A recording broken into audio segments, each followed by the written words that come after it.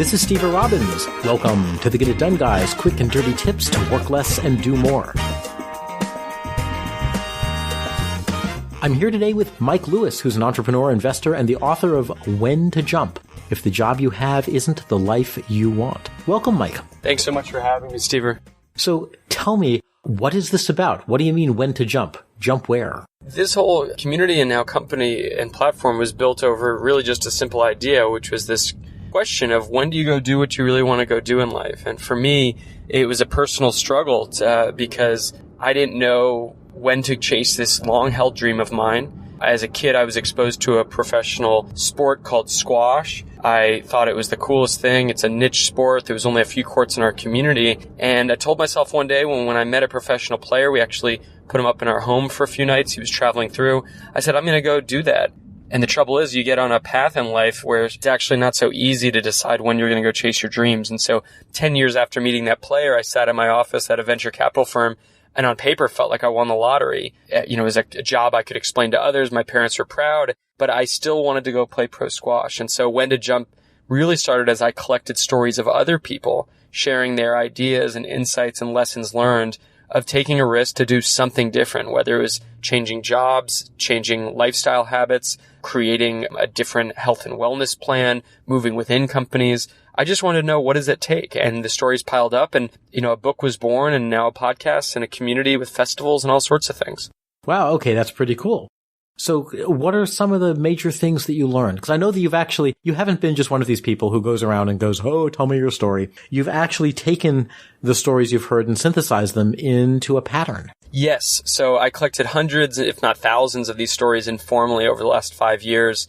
I promised my buddy next to me at work that I would someday put them in this community forum, whether it was, what is now whentojump.com, whether it's our podcast, the When to Jump podcast, or now is our book, the When to Jump, If the Job You Have Isn't the Life You Want. And I don't know if it would have ever progressed into anything more than some story collection if it wasn't for my friend Corey at work. And he really pushed me on this idea.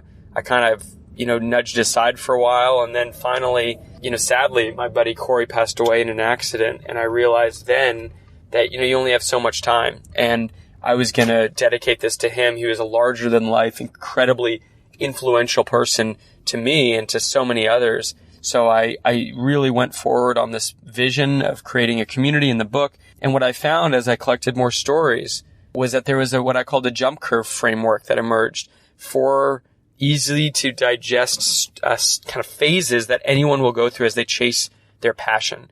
The first is to listen to the little voice. The second is to make a plan. The third is to let yourself be lucky. And the fourth is to not look back.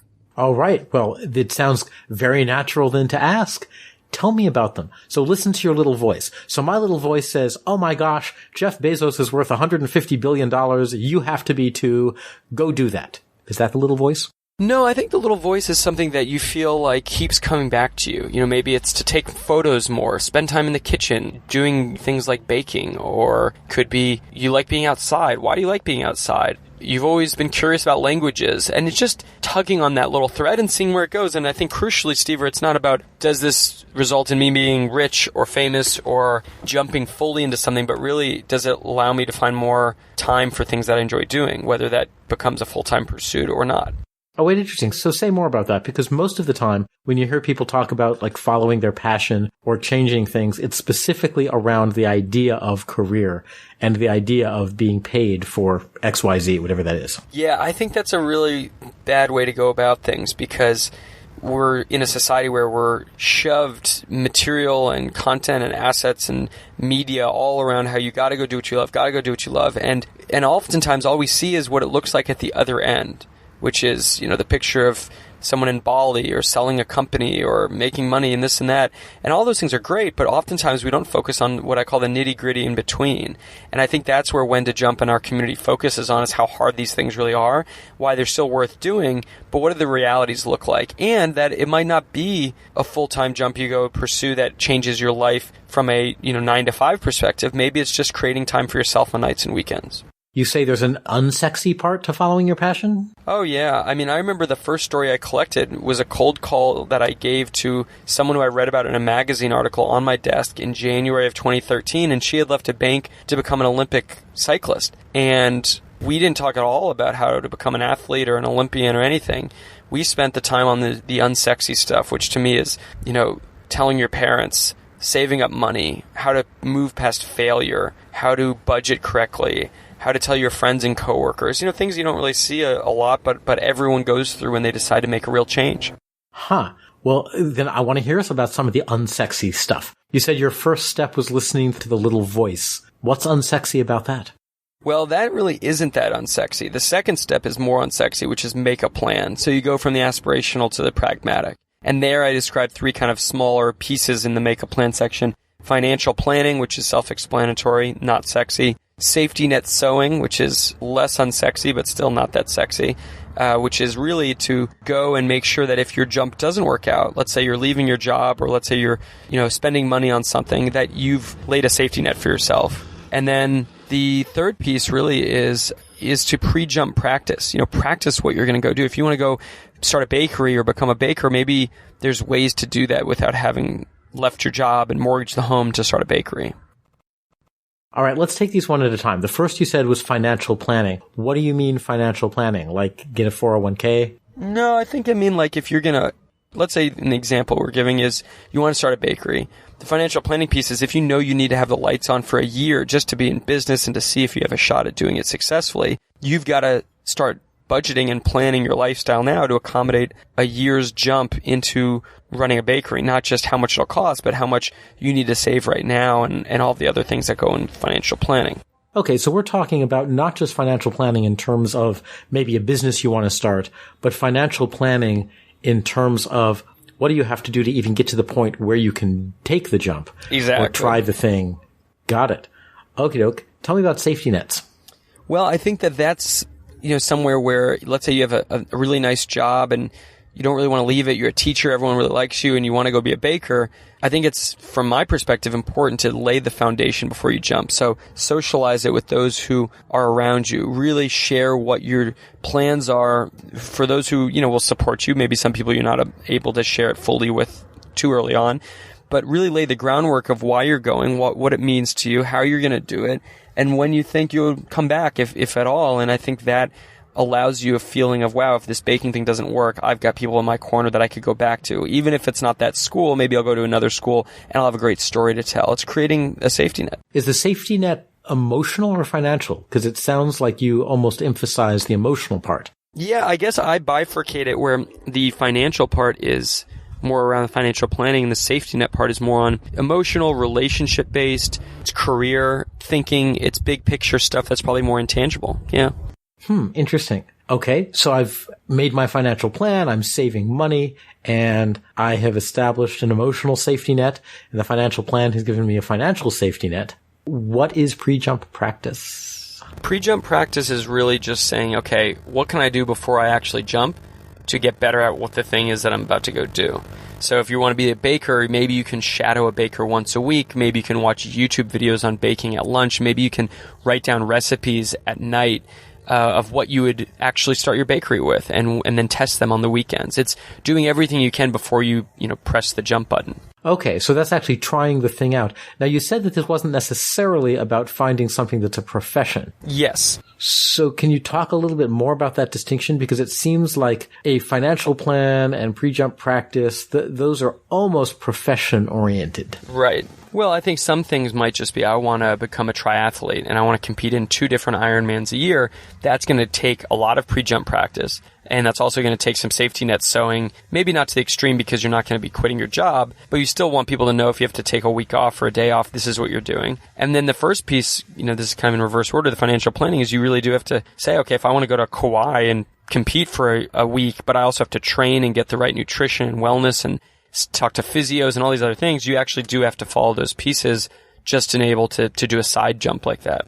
Got it. Okay, so we've talked about listen and make a plan. And the make a plan has financial planning, safety net, and pre-jump practice. What was step 3? is to let yourself be lucky. And that's the point where you've planned as much as you can. And as we both know, no jump can be made with 100% certainty. It wouldn't be a jump. It'd be simply walking, right? You wouldn't be taking a step off of something to the unknown. And I think that's where you say, I've lined up enough things in my corner with the people I've talked to, with the planning, with some of the prep and the pre-jump practice, that I'm going to take a jump and I will find my luck. And that's what I found in the book. Huh. Tell me more about that. Like, what are some examples of what it would mean to get lucky and to find your luck? Well, I think, a great example would be if you look at Michael Lewis, the finance author. He's featured in my book. He actually describes the sensation of letting yourself run into luck.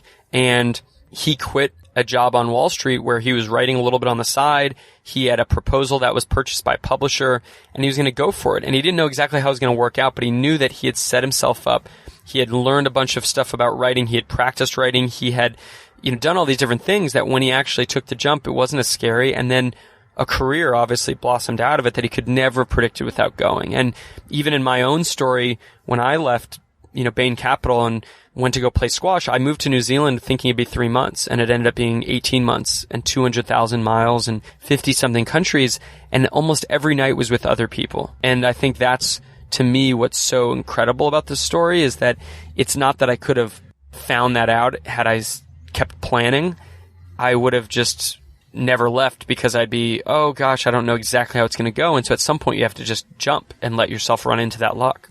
Interesting. So that almost sounds leap of faith-ish. Yes, it is. Exactly. So it's a combination of you're having faith and you're taking... But what happens if you don't get lucky? Is there any way you can increase your chances of luck? Well, I think you just, as much as you can, you want to, if you focus on the plan, the more if you focus on the planning pieces we discussed, I think you can increase your chances for luck. But I don't think you'll regret, and that goes to our fourth step. You're not going to regret jumping, and you don't look back. The fourth step is don't look back. Because if you've actually put in the work to listen to the voice, to make a plan, to let yourself be lucky, it doesn't matter how the jump turns out. And we have a lot of quote-unquote failures in the book, in this section of Don't Look Back, that actually turned out to be really successful in the eyes of the person who jumped. And so I've found that no one who has gone through this framework has regretted the decision. Now, it doesn't mean it worked out as planned, because most things don't, but that doesn't mean they regretted it. Cool. So tell me then, what is your next jump, or are you planning another jump? Well, my next jump is really to continue to build our community. We launched an online learning program this year on whentojump.com. You can learn more about it. We have a newsletter that comes out every week. We have a podcast now that you'll be on, and people should check out. It's called When to Jump. And, we're working more with businesses and companies that want to create this idea of jumping, but within their company, and to promote internal jumping. And so for me, the jump is what we're doing now. Just it's scary, but it's worth doing. Interesting. Wait, how do you promote jumping within a company? Well, a lot of people look outside of companies when they think of taking the jump. Harvard Business Review said 73% of folks inside companies look outside when they think of a new job. And, we think we can change that. We can say, hey, here's what's going on within your company. Interesting. So you would find things within companies that enable people to get the same thing that they would get from doing a jump. Exactly. Do you have any examples of that yet? There's examples in the book of someone who went from research to sales at a big tech company, someone else who went from customer service to be a sales engineer. Yeah, they're actually in the book itself, and we hear them all the time. Wow. Very cool. So we've gone through the 4 major steps. What are some other things that we should know about jumping, deciding to jump? I'm very intrigued, by the way, by the whole listening to the little voice thing, because I found that there are a couple kinds of people. There's people who have that little voice, are connected enough to it, and have some sense of what they want to do. And then there's people who are just like, they're like, well, I know I don't like what I'm doing now, or I know I don't like my life now, and they just have no idea. And for them, it's even, how do you get to that little voice in the first place? Yeah, I think that it's really just taking time out. We actually have on our online learning program, we have a 3-day challenge that's free, and it really starts with that earliest nugget, that earliest, smallest kernel of getting to evolve what it is you're going to have an interest in. And I think that's the hardest point, but that's really where we spend a lot of time, is just tuning out the distractions and listening into that voice. What are some of the things that people have heard from their voice? Oh gosh, all sorts of things. Someone just joined a Department of Pregnancy Services in the Midwest, leaving a corporate job for a nonprofit. People have become writers and bloggers, musicians.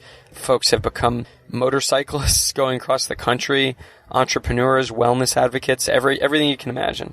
Interesting, because almost all of those sound like they are jumps off of a traditional career path to something that would be normally considered artistic or alternative or something. Have you ever had anyone go in the opposite direction? Yeah, some people's jumps were just to try to get back into a corporate job. That happened actually also in the book. Someone left a job in a mega retailer to try to go into a kitchen and learn the restaurant business, didn't really love the restaurant business, went back into a retail job, and then jumped again later to open a cheese shop. And that jump that didn't work out actually led to it. Oh, very cool. You're talking to someone who loves cheese, by the way, just for what it's worth. Well, you should check out Mission Cheese. Sarah Dvorak started Mission Cheese in San Francisco. There's a couple locations now in Berkeley, and she's featured in the When to Jump book. Nice. All right. Mission Cheese.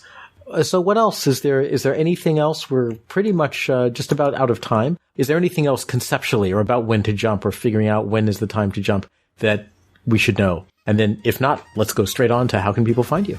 Sure. No, I think that, like I said, you can jump in really small ways. Tiny little decisions, tiny little moments in your day where you take a step back. And, I'd love for people to check us out. We're at whentojump.com, on social media at whentojump on Instagram and Facebook and Twitter. And we've got a newsletter that comes out weekly you should check out, which is just whentojump.com/newsletter. And of course our podcast, which we'll have you on. So yeah, that's where you can find us. And I appreciate you having me on. Absolutely. Thank you for joining us. This has been Mike Lewis, the author of When to Jump. Thank you very much, Mike. Thank you.